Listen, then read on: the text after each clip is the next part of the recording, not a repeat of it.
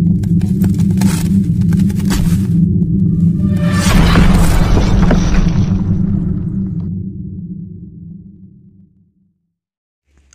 ini merupakan lanjutan kisah Dharma Yuda Garuda saat Kartikeya mengetahui bahwa kelemahan terkasur ada di kaki Padma Dewi Parwati.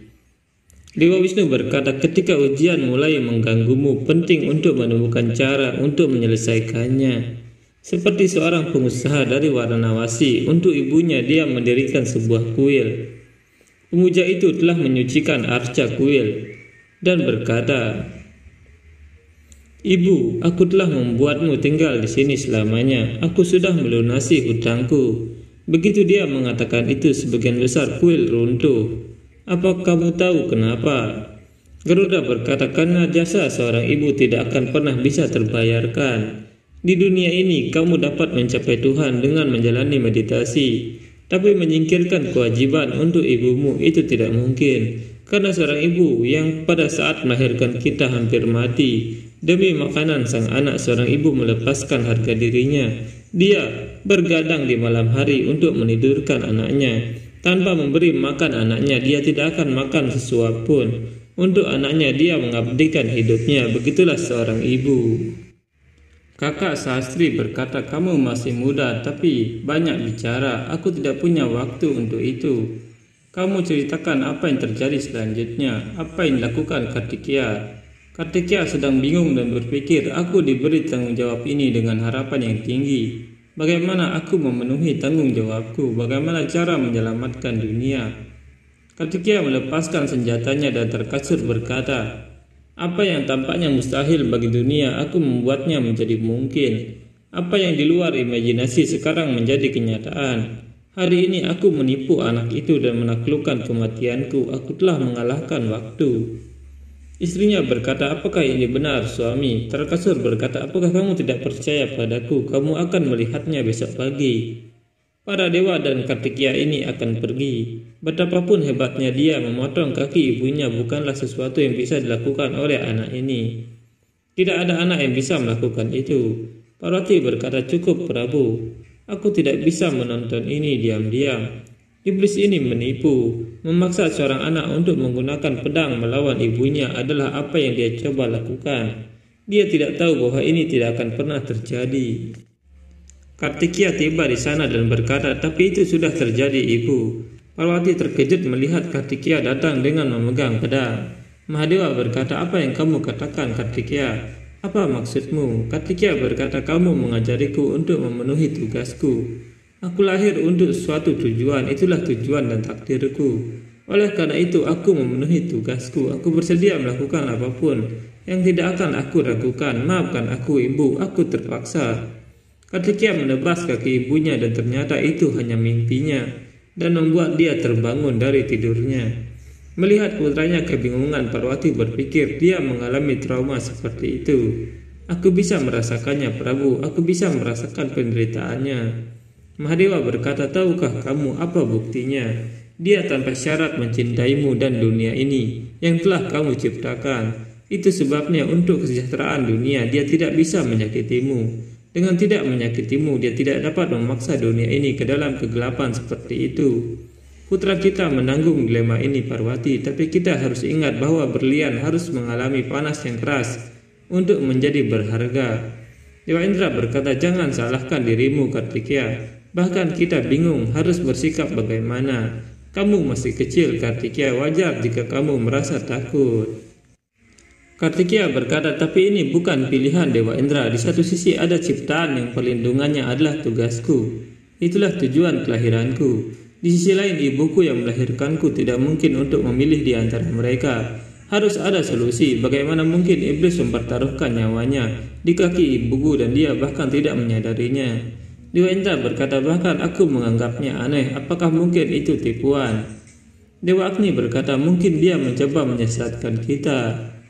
Kartikeya berkata, "Atau mungkin dia mengatakannya sebenarnya, tetapi pasti ada arti yang berbeda dari itu." Dia berkata bahwa hidupnya ada di kaki Padma ibuku. Dewa Indra berkata, "Bisakah ada arti yang berbeda?" Kartikeya berkata, "Hanya Terkasur yang bisa memberitahu kita." Dewa Indra berkata, mengapa Tarkasur akan mengungkapkan rahasianya Kartikeya? Kartikeya berkata, dia akan mengatakannya Dewa Indra. Jika kita melakukan langkah yang benar, maka rahasianya akan terbongkar. Tetapi kamu harus melakukan apa yang aku katakan. Kartikeya kemudian memberitahu rencananya kepada Dewa Indra, dan Dewi Parwati berkata, apa yang dia rencanakan? Menurutmu apa yang dia katakan kepada Dewa Indra?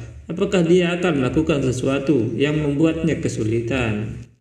Mahadewa berkata, putra kita hanya menunjukkan kekuatan dan pengabdiannya sampai sekarang. Sekarang saatnya baginya untuk membuktikan kecerdasannya. Yang memiliki kekuatan pengabdian dan kecerdasan tidak akan pernah bisa dikalahkan Dewi. Kartikeya berpikir, segera aku akan menemukan rahasia untuk membunuh Tarkasur dan menghabisinya. Di pagi harinya Tarkasur terbangun dan mencari istrinya.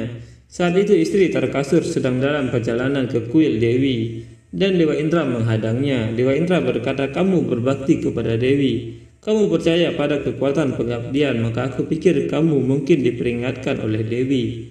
Jika kamu tidak menghentikan suamimu, maka dia akan mati. Tarkasur telah meremehkan Kartikeya. Dia adalah putra Dewa Siwa. Dia memiliki kekuatan yang tidak pernah gagal. Jadi jika kamu dapat menghentikan suamimu untuk melindunginya, atau hidupnya yang berada di kaki Padma itu akan dihancurkan oleh putra Gauri Sangkar. Tarkasur tiba di sana dan berkata, Dewa Indra. Tapi Dewa Indra dengan cepat pergi dari sana. Ratu berkata, suami, Kartikeya telah menemukan rahasia hidupmu. Apa yang akan kita lakukan sekarang? Tarkasur dengan cepat pergi untuk melihat teratai di kolamnya, dan di sana teratai itu masih aman. Tarkasur berkata, bunga Padma masih aman, aku tidak perlu khawatir. Kartikeya melihat dari atas dan berpikir, jadi teratai inilah yang menopang kehidupan Tarkasur.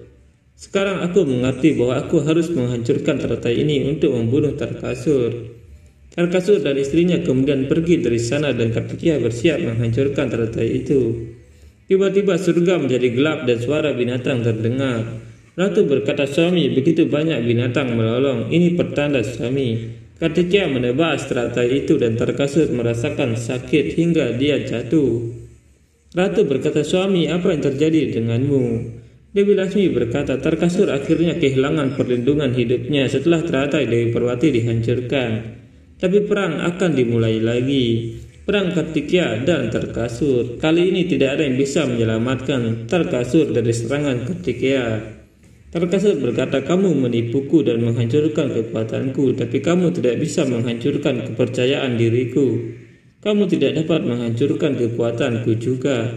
Aku sangat kuat sehingga anak-anak yang tak terhitung jumlahnya sepertimu tidak dapat menyakitiku.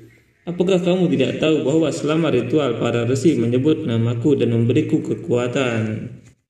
Kartikeya berkata, ritual yang dibuat dalam ketakutan tidak bisa menandingi kekuatan pengabdian. Kamu akan mati hari ini dan aku akan melakukannya. Dewi Laksmi berkata, dalam perang antara yang benar dan yang salah, energi suci harus mendukung yang benar. Bahkan dewa tidak bisa menahan diri untuk tidak mengambil bagian dalam perjuangan ini. Dewa Wisnu, Dewa Brahma, Dewa Siwa, Dewi Sakti sampai di sana dengan senjata suci mereka. Sungguh pemandangan yang indah untuk dilihat. Sepertinya Kartikeya menyerap semua kekuatan mereka. Pertempuran sengit mereka terjadi di medan perang. Pada akhirnya Dewi Durga menampilkan dirinya dan dengan kekuatan tak terbatas mereka, putra Gauri Sangkar membunuh Tarkasur. Melihat Kartikeya membunuh Tarkasur, Dewa Agni berkata, Dewa Indra, apakah impian kita menjadi kenyataan? Apakah Tarkasur mati? Para dewa kemudian memuji Kartikeya dan Dewi Laksmi berkata, begitulah berkah Dewi Skandamata membantu Kartikeya membunuh iblis jahat seperti Tarkasur dan menyelamatkan dunia. Setelah itu Dewi Parwati melahirkan Ganesha. Pada hari kelima Nawaratri kita menyembahnya. Mereka kemudian menyembah Dewi Skandamata.